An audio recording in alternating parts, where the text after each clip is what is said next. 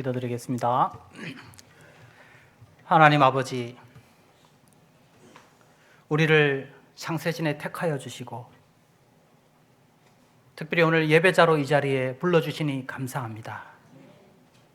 주님이 부르셨사오니 오늘 이 시간을 통하여 하나님 우리에게 예비하신 은혜가 있는 줄로 믿습니다.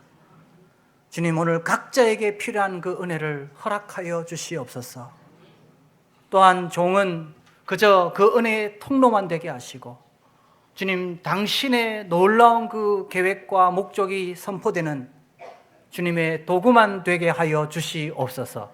온전히 이 예배를 주님 받아 주시옵기를 소원하오며 예수 그리스도의 이름으로 기도하옵나이다. 아멘.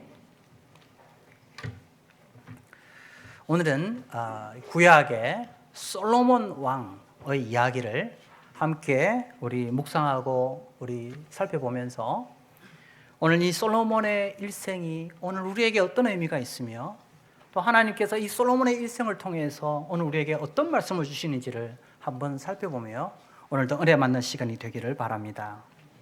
구약의 솔로몬 왕은 이스라엘 역사상 가장 성공한 왕으로 알려져 있습니다. 그래서 누구나 부러워하는 왕입니다. 가정에서도 구약에서 제일 믿음 좋고 훌륭한 왕이 누구냐 그러면 다 솔로몬이라고 이렇게 우리가 이야기를 하죠. 그 솔로몬 같은 그 지혜를 우리 아이들도 지혜가 있었으면 좋겠다. 그렇게 기도를 우리 많이 합니다. 그런데 우리가 성경을 조금만 더 지금 우리가 알고 있는 거기서 조금만 더 좀 상세히 좀 깊이 읽어보면 묵상해보면 과연 솔로몬이 성공한 왕일까? 우리가 부러워해야 할 그런 신앙의 인물일까? 사실 대답은 아닙니다. 솔로몬의 인생을 다루는 이 열왕기상 3장에서 11장은 솔로몬의 일생이 성공이 아니라 믿음에서 실패한 비참한 실패의 인생을 산 그런 왕임을 우리는 알 수가 있습니다. 그렇다면 솔로몬의 이 실패의 원인은 어디에 있을까요? 이 솔로몬의 실패의 원인을 잘 우리가 발견하려면 솔로몬이 왕이 되어서 제일 먼저 무엇을 했고 그리고 그가 왕으로서 일생을 마감할 때 무엇을 했는지를 살펴보면 정확하게 그의 문제의 원인이 잘 발견될 수 있습니다. 그래서 열왕기상 3장에서 11장의 구절을 자세히 살펴보면 솔로몬의 실패의 원인을 살펴볼 수 있을 뿐만 아니라 솔로몬과도 같은 우리의 문제도 발견할 수 있는 은혜의 시간이 되기를 축복합니다. 그런데 열왕기상 3장에서 11장은 단순히 솔로몬의 왕의 실패만을 우리에게 보여주지 않습니다. 실패한 자라도 끝까지 찾아가서 회복시키시는 하나님의 은혜의 손길을 우리에게 또 보여줍니다. 그러므로 실패한 자에게도 언제나 희망이 있다는 것을 오늘 열왕기상 3장에서 11장은 우리에게 깨닫게 합니다. 그 은혜의 그 회복이 어디에 있는지도 오늘 같이 은혜를 나누고자 합니다. 그러면 먼저 솔로몬이 왕이 되어서 제일 먼저 무엇을 했는지 열왕기상 3장에서 11장의 구절을 보면 이 특징이 나오는데 이 열왕기상 3장에서 11장의 첫 번째 특징이 무엇이냐면 솔로몬이 왕이 되자마자 제일 먼저 한 일은 여러분이 알다시피 하나님 앞에 지혜를 먼저 구한 것이 아닙니다. 보통 우리는 어떻게 알고 있습니까? 솔로몬이 왕이 되어서 제일 먼저 한 일은 하나님 앞에 지혜를 구한 것으로 알고 있죠. 그런데 여러분, 솔로몬이 왕이 되자마자 제일 먼저 한 일은 지혜를 구한 것이 아니었습니다. 그래서 오늘 읽었던 본문을 다시 한번 보겠습니다. 열왕기상 3장 1절입니다. 같이 한번 읽어보겠습니다. 시작. 솔로몬이 애굽의 왕 바로와 더불어 혼인관계를 맺어 그의 딸을 맞이하고 다윗 성에 데려다 두고, 여기까지 읽겠습니다. 여러분, 이 열왕기상 1장에서 2장은 솔로몬이 이제 왕이 되는 과정을 그리고 있습니다. 어떻게 솔로몬이 왕이 되는가? 여러 가지 어려움이 있었지만 그걸 극복하고 이제 왕이 되는 과정을 열왕기상 1장에서 2장은 설명해 주고 있고, 이제 솔로몬이 왕이 되자마자 제일 먼저 무엇을 했는지를 보여주는 본문이 열왕기상 3장이에요. 솔로몬이 왕이 되자마자 제일 먼저 한 일이 무엇이었습니까? 애굽의 왕 바로의 딸과 결혼하는 일이었습니다. 기회를 먼저 구한 것이 아니었습니다. 그러면 여러분, 왜 솔로몬은 애굽의 왕 바로의 딸과 결혼했을까요? 자신이 왕이 되어서 이 나라의 이 안전, 이 나라의 힘, 이 나라의 권력을 계속해서 유지하기 위해서는 그 당시 가장 강력한 강대국이었던 그 애굽의 힘이 필요하다고 믿었던 것입니다. 그래서 이 결혼은 정략 결혼이었습니다. 그래서 이 바로의 딸과 결혼해서 애굽의 힘을 붙들고 자신의 이 권력과 힘을 유지하려고 했던 것입니다. 여러분, 이렇게 바로의 딸과 결혼을 했을 때 이 바로의 딸은 어떤 여인이었을까요? 하나님을 잘 믿는 여인이었을까요? 우상을 숭배하는 여인이었을까요? 우상을 숭배하는 여인이었습니다. 자, 그래서 이제 11장 마지막에 어떻게 될까요? 솔로몬은 어떻게 될까요? 11장 1절을 같이 한번 읽어보겠습니다. 11장 1절 시작. 솔로몬이 왕이 바로의 딸 외에 이방의 많은 여인을 사랑하였으니 곧 모압과 암몬과 에돔과 시돈과 헷 여인이라. 여러분, 솔로몬이 처음에는 이방 여인과 결혼했습니다. 바로의 딸과 결혼했습니다. 그렇지만 이 솔로몬은 또 지혜를 구하며 하나님 앞에 기도하며 또 하나님 앞에 영광을 돌리는 삶도 살았습니다. 그래서 어찌 보면 솔로몬의 인생에 많은 성공이 그와 함께 했습니다. 그러나 여전히 바로의 딸을 포기하지 않았습니다. 다시 말씀드리면 하나님도 섬기고 하나님도 믿지만 세상의 것도 결코 포기할 수 없었던 것입니다. 그러자 솔로몬의 일생의 마지막을 소개하고 있는 열왕기상 11장에서 이제 어떻게 됩니까? 성공을 누렸지만 처음에 그 죄를 끝까지 붙들고 있었을 때 나중에는 이 죄가 솔로몬의 인생을 파국으로 몰아넣었던 것입니다. 여러분, 처음에 자신이 가지고 있는 이 죄의 문제를 해결하지 못하면, 이것을 끝까지 붙들고 있으면, 하나님과 다른 그 무엇을 끝까지 사랑하게 되면 우리가 하나님 은혜도 받을 수 있고 하나님 앞에 성공을 누릴 수도 있지만 그것을 놓지 못하면 결국은 그 죄가 우리를 무너뜨리게 됩니다.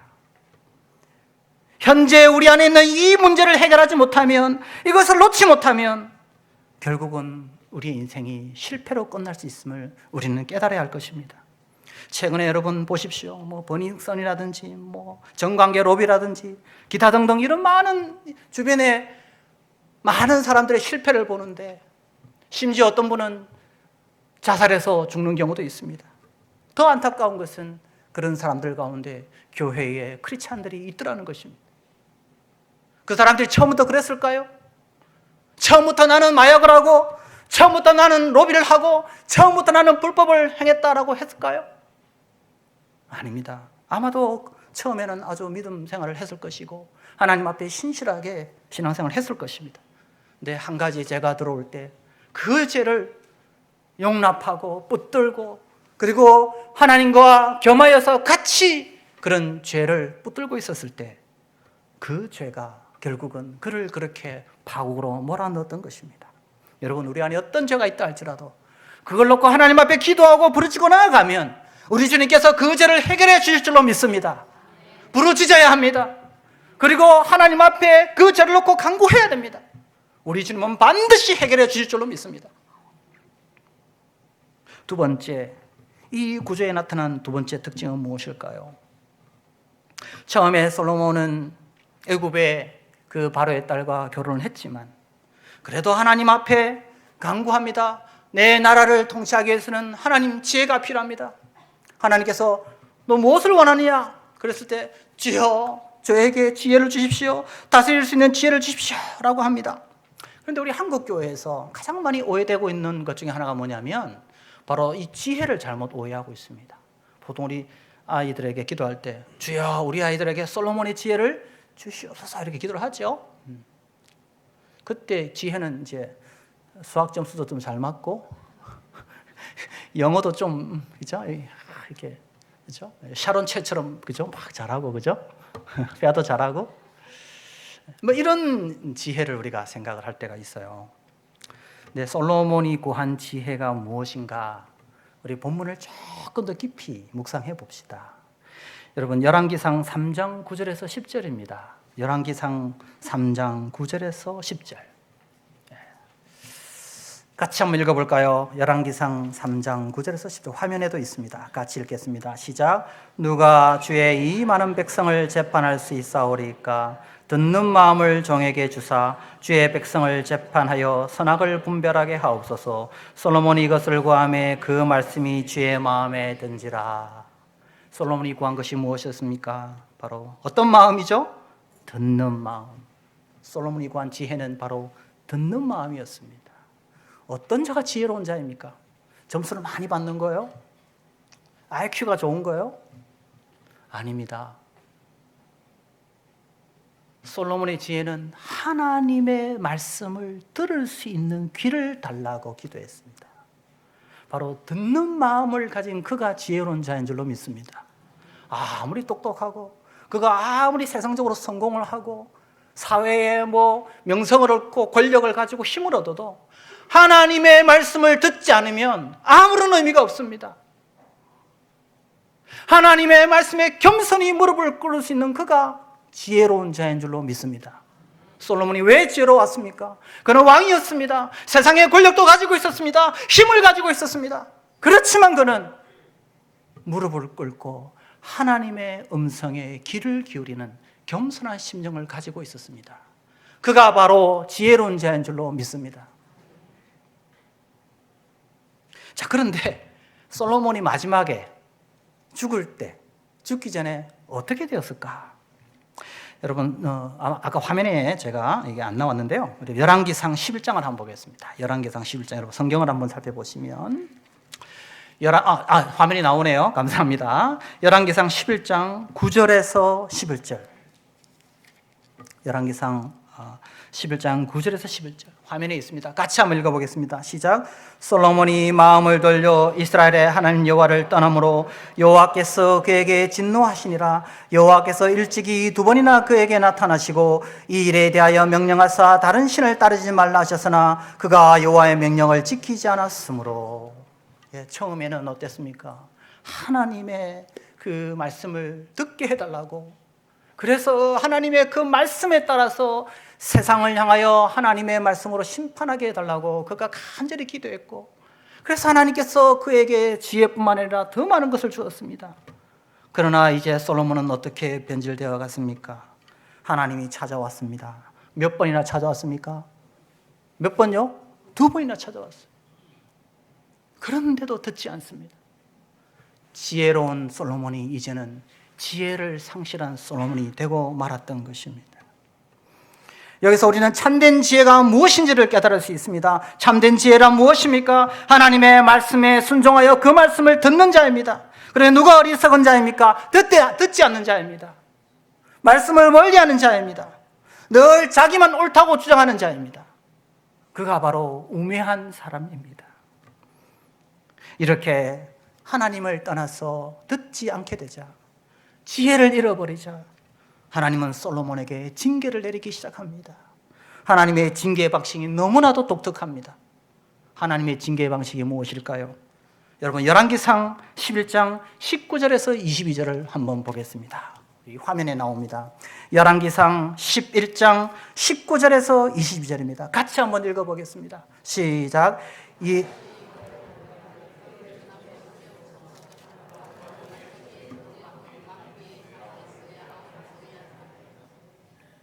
네, 여기 보니까 하나님께서 누구를 일으켰다고요? 열왕기상 11장 19절에 보니까 하나님께서 누구를 일으켰다고요? 하닷이라는 사람을 일으켰습니다. 하닷을 하나님께서 일으켜서 솔로몬을 공격하게 합니다. 근데 참 놀라운 것은 이 하닷이 솔로몬을 공격하는데 이 하닷이 누구의 밑에서 힘을 키우게 될까요? 누구죠? 바로가 누구죠? 애굽 왕입니다. 하닷이 바로의 품에서 힘을 키워서 결국은 솔로몬의 대적이 됩니다. 이 바로가 누구입니까? 열왕기상 3장에 보면 솔로몬이 그토록 믿고 신뢰했던 나라의 왕이 누구입니까? 그가 바로 애굽의 왕 바로였습니다. 믿었던 그 바로가 이제는 솔로몬의 고통의 원인으로 다가오고 있습니다. 이 정도 되었으면 자신의 문제를 돌아보고 이제 회개하고 돌아와야 하지 않겠습니까?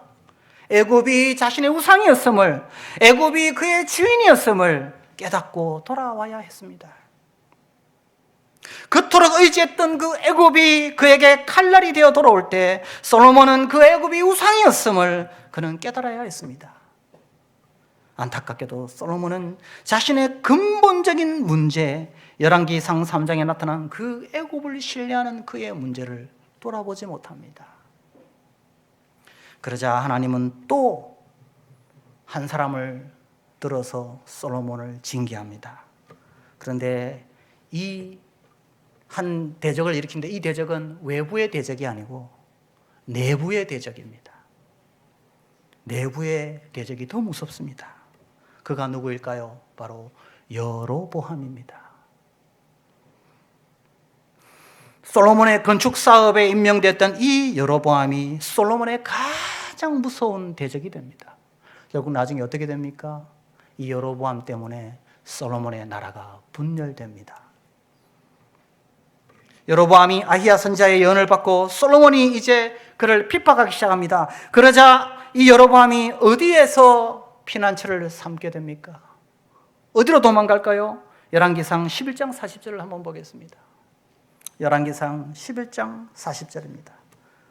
같이 한번 읽어보겠습니다. 시작. 이러므로 솔로몬이 여로보암을 죽이려 하매 여로보암이 일어나 애굽으로 도망하여 애굽 왕 시삭에게 이르러 솔로몬이 죽기까지 애굽에 있으니라. 솔로몬이 죽을 때까지 여로보암이 이제 한 나라에 이제 숨어서 자기의 힘을 비추게 갑니다. 이 여로보암이 숨었던 나라가 어떤 나라인지 아시겠죠? 어떤 나라일까요? 애굽입니다. 솔로몬이 그토록 믿었던 그 나라, 그가 의지했던 그 나라, 그 애굽이 이제 솔로몬의 가장 큰 대적, 원수를 키워주는 장소가 되었던 것입니다. 사랑하는 성함교회 성도 여러분, 우리가 하나님 외에 다른 그 무엇을 의지하고 하나님 외에 다른 그 무엇을 집착하고 하나님 외에 다른 그 무엇을 내 마음에 품게 되는 그 순간 바로 우리가 집착하는 그것이 우리를 무너뜨릴 수 있다는 사실을 기억하시기 바랍니다. 프랑스의 유명한 사상가였던 알베르토 까미라는 사람이 쓴 단편 희곡이라는 단편이 있습니다. 이 오해라는 단편인데요. 여기에 보면 유럽의 외딴 마을에 어머니와 딸 마르타가 여인숙을 합니다. 그런데 이제 아들이 하나 있었는데 이 아들이 가난이 너무 싫어서 아주 오래전에 집을 나갑니다. 그래서 돈을 좀 열심히 벌어오려고 오래전에 집을 나갑니다. 근데 이 어머니와 딸 마르타는 가난이 너무 싫어서 이제 나쁜 짓을, 나쁜 행동을 계획합니다. 그게 뭐냐면 연숙에 들어오는 여행자들에게 마취제를 타서 먹여서 그 사람들을 강으로 던져버리고 그 사람들 소지품에 있는 돈을 취하기 시작합니다. 그래서 돈을 벌기 시작합니다. 근데 세월이 지나서 이제 그의 아들, 오빠가 이제 성공을 해서 돌아오게 됩니다. 그런데 이제 그의 어머니와 그의 여동생을 놀래키려고 신분을 밝히지 않은 채 여인숙에 들어갑니다.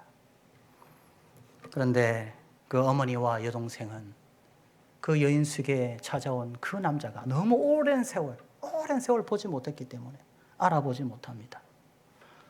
그런데 똑같은 방식으로 마취제를 먹여서 강으로 던져버립니다. 나중에 소지품을 보는데 그게 신분증에 자기들이 죽인 바로 그 남자가 그들이 그토록 기다리고 그들이 그토록 바랬던 바로 그 아들이라는 사실을, 오빠라는 사실을 발견하면서 오열합니다. 그들이 돈을 벌기 위해서, 그들이 돈을 얻기 위해서 집착했지만 그들이 집착했던 바로 그 돈이 오히려 사랑하는 그의 아들과 오빠를 죽이게 만든 것입니다. 여러분 주변을 보십시오. 우리 주변에 보면 그토록 믿었던 사람이 오히려 더 큰 고통으로 다가오는 경우들이 있습니다. 우리 바로 옆에 우리 정치만 봐도 그렇지 않습니까? 그렇죠? 제가 아는 목사님이 계시는데 어딘지는 말씀을 드릴 수가 없습니다. 최근에 말씀을 전하고 그 목사님과 교제를 나눈 적이 있는데 이분이 목회를 하면서 이제 좀 이 집사님 중에 참 마음에 드는 집사님이 계셔서 이분은 훈련을 잘 시켜가지고 이분은 교회의 일꾼이 되면 좀 이분을 믿고 좀 일을 열심히 해보리라 이런 생각을 가지시고 그분을 훈련시켜서 안수 집사 나중에 장로님이 되신 거예요. 어떤 일이 일어났을까요? 제일 반대하는 분이 됐어요. 목사님 하는 것마다 계속해서 이분이 더 반대하기 시작한 거예요. 그러다가 그 목사님 저에게 고백하더라고요. 목사님, 제가 사람을 의지했기 때문에 하나님이 그분을 통해서 나를 치신다는 것을 이제 깨달았습니다. 그분이 잘못이 아니라, 그분에게 문제가 있는 것이 아니라 내가 그분을 신뢰했기 때문에, 내가 이 장로님을 믿고 이 사람만 있으면 뭔가 될 거라고 생각했기 때문에 제가 하나님이 나의 주인이 아니었습니다. 그러자 하나님이 그분을 통해서 나를 치시기 시작했습니다. 이렇게 고백하는 걸 들었습니다. 우리 인생 가운데 하나님 외에 다른 그 무엇을 우리가 집착하고 붙들고 그것을 사랑하게 되면 우리가 사랑하는 그것이 결국 우리를 힘들게 하며 우리에게 고통의 원인이 되는 사실을 기억하시기 바랍니다. 하나님은 자비하셔서 계속해서 솔로몬에게 경고를 보냈지만 그러나 솔로몬은 하나님의 이 음성을 듣지 않습니다. 바로를 신뢰하지 말라고, 다른 신을 의지하지 말라고, 나 외에 다른 것을 주인으로 섬기지 말라고, 제발 좀 나만을 사랑해달라고 하나님은 끊임없이 찾아왔지만 솔로몬은 더욱더 하나님의 그 음성을 거부했습니다. 이런 솔로몬의 모습을 볼 때 도무지 솔로몬의 모습 속에는 희망이 없어 보입니다. 그러나 여러분, 열왕기상 3장에서 11장의 이 구조를 통해서 보면 여전히 솔로몬에게도 희망이 있음을 우리는 깨달을 수 있습니다. 그것이 무엇일까요? 솔로몬은 하나님을 떠나는데, 솔로몬은 계속해서 하나님의 음성을 듣지 않는데 하나님께서 계속 솔로몬을 찾아가는 거예요. 솔로몬이 죄를 짓고 세상을 사랑하는데도 하나님은 끊임없이 기다리시는 거예요. 언제까지 기다리셨습니까? 하나님께서 언제까지 기다리셨나요? 솔로몬이 죽는 그 시간까지 하나님은 기다리셔서 찾아오셨습니다. 저는 전도서가 솔로몬이 썼다고 보고, 그렇다면 그는 말년에 분명 하나님 앞에 돌아왔다고 저는 믿습니다. 여러분, 이 자리에 있는 여러분은 솔로몬과 다르신가요? 우리는 늘 실패하지 않습니까? 저도 하나님을 사랑하고 저도 목사라고 하면서 말씀을 전하지만 여전히 내 안에 세상을 사랑하는 그런 집착이 있음을 저는 발견합니다. 그럴 때마다 너무 절망적이에요. 나 같은 목사가 어떻게 양들에게 말씀을 전할 수 있을까? 때로는 너무나도 내 마음이 괴로울 때가 있습니다. 그러나 여러분, 끝까지 솔로몬을 포기하지 아니하시고 솔로몬이 죽는 그날까지 찾아오신 그 하나님의 사랑이 우리에게 희망임을 깨닫게 되었습니다. 여러분 안에 있는 죄가 있다면, 실패하고 있다면, 절망하고 있다면, 그러나 여러분 낭망하지 마십시오. 그런 여러분을 끝까지 포기하지 아니하시는 하나님의 은혜의 손길이 있다는 사실을 기억하시기 바랍니다. 여러분, 이 세상을 변화시킨 사람은 잘나고 똑똑한 사람들이 아니에요. 기도만 열심히 하고 한평생 전도만 하고 그래서 했던 사람들이 아니에요. 이 세상을 변화시킨 사람은 예수님을 부인했던 사람들입니다. 예수님의 수제자가 누굽니까?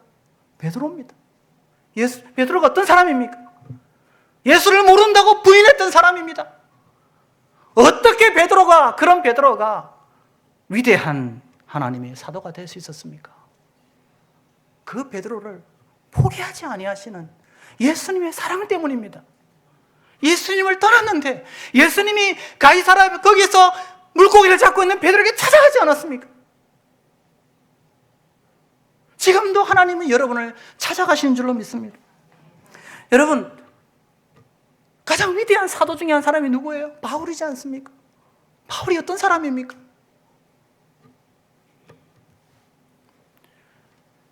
스데반이 죽을 때 그걸 보고 기뻐하던 사람이었습니다. 마음속에 쾌재를 불렀던 사람이 바울이었어요. 바울이 예수님 만날 때도 뭘 하러 갔습니까? 다메섹에 있는 사람들을, 크리스찬들을 옥에 가두어서 죽이려고 가던 사람이었어요. 근데 그가 예수님 만났습니다. 그를 변화시켜서 위대한 사도로 하나님 변화시키셨습니다. 지금도 하나님은 우리에게 찾아오십니다. 돌아오라고, 이제 나만을 사랑해달라고, 세상의 주인을 버리고 나만을 사랑해달라고, 그리고 다시 주님의 사랑의 종으로 회복시키기 원하신다고 지금도 우리에게 찾아오십니다. 현재에 있는 모습 그대로 나아갈 때, 지금까지 돌아오기만을 기다리시는 하나님은 우리의 이 모습 그대로 받아주실 줄로 믿습니다. 마지막으로 제가 중국의 목사님 한 분 이야기를 드리고 말씀을 마무리하고자 합니다. 제가 아는 중국인 목사님 한 분이 계시는데, 이분이 예수님을 믿기 전에 그 아내가 예수님을 믿었습니다. 지하교회에서 열심히 아내가 믿었는데, 이 예수 믿는 그 아내가 너무 싫어서 구타를 하기 시작했습니다. 아내는 계속 예수 믿으라고, 예수 싫다고, 교회 가지 말라고 계속 핍박하기 시작하고 계속해서 구타를 하기 시작했습니다. 어느 날 이 아내가 뇌출혈로 갑자기 사망을 하게 되었습니다. 근데 이 남편이 너무 많이 때려가지고 뇌출혈을 했을 가능성이 큰데, 그때 당시 사인을 그렇게 남편의 그 탓으로 돌릴 만한 사인을 그렇게 과학적으로 증명할 수 없으니까 그냥 사망 처리한 거예요. 그리고 이분은 아내가 이제 죽어서 너무 좋은 거예요. 이제 예수 믿으라고 하지도 않고 자기 너무 편했던 거예요. 그러다가 이분이 어느 날 은혜를 받고 예수님을 만나게 된 거예요. 예수님 믿고 난 다음에 이제 뭐가 기억나기 시작하는 거예요? 자기가 늘 때렸어, 구타를 했던 그 아내. 결국은 죽음에 이르게 한 장본인이 자기였던 거예요. 근데 하나님 마음속에 너 이제 복음을 전하는 주의 종이 되라, 목사가 되라는 마음이 자꾸 자기 마음에 하나님 주시는 거예요. 근데 뭐가 떠올라요? 나 같은 사람이 어떻게 목사 되나? 예수 믿는 아내를 때려 사망에 이르게 한 자가 난데. 그래서 하나님은 계속 마음에 감동을 주시고, 그러나 자기 자신을 생각하면 도무지 이 사명을 감당할 수 없더라는 겁니다. 근데 우연히 그 아내를 아는 어떤 분을 만나게 됐어요. 근데 그분이 이렇게 이야기한다는 거예요. 아, 선생님, 내가 아는 그 선생님 돌아가신 아내분이 기도할 때 제일 먼저 기도한 기도 제목이 있어요. 그게 뭔데요? 남편이 주의 종이 되게 해달라고 기도했대요. 그 이야기를 듣고 하나님 앞에 순종해서 지금도 복음을 전하는 목사가 되어서 전하는 것을 제가 들은 적이 있습니다.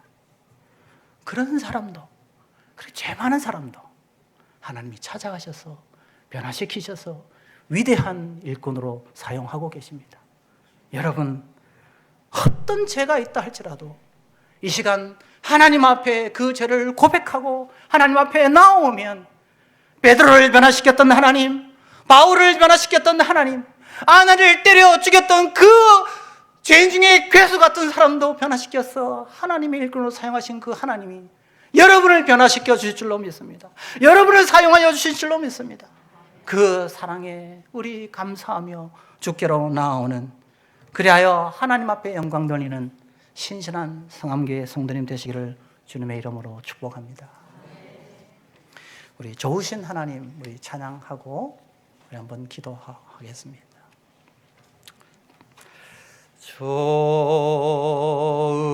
좋으신 하나님, 좋으신 하나님, 참 좋으신 나의 하나님,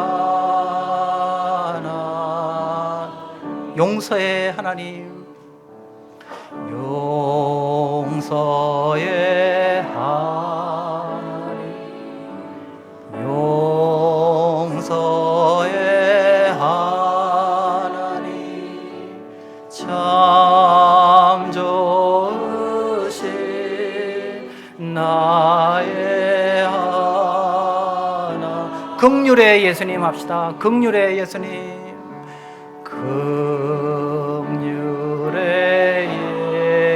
예수님, 긍휼의 예수님, 긍휼의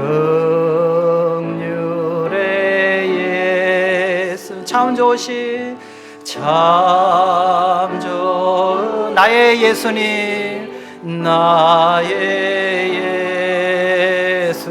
우리의 기도에 응답해 주신, 우리의 기도를, 우리의 응답해 주시는, 응답해 주 참 좋으신, 참 좋은 나의 하나님, 나의 하나님.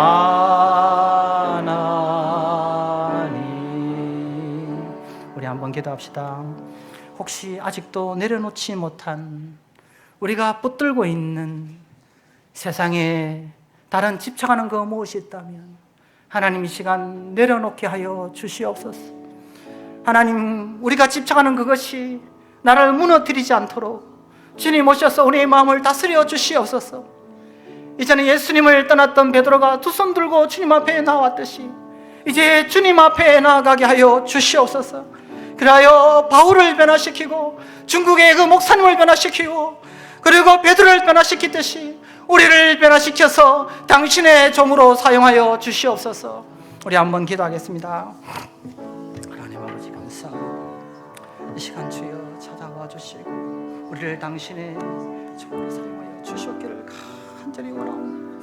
하나님, 우리 안에 아직도 지금 저희들이 놓지 못하는, 우리가 집착하고 있는, 우리가 붙들고 있는 것들이 있다면 아버지 보게 하여 주시옵소서. 하나님, 솔로몬의 인생이 우리 인생이 되지 아니하도록 도와주시고 성령께서 오셔서 우리를 다스려 주시고 이제는 예수님 우리 주인이 되어서 하나님 앞에 온전히 드리는 삶이 될 수 있도록 아버지 도와주시옵소서. 하나님께서 우리를 변화시키셔서 당신을 원하시는 위대한 삶으로 사용하여 주시옵소서.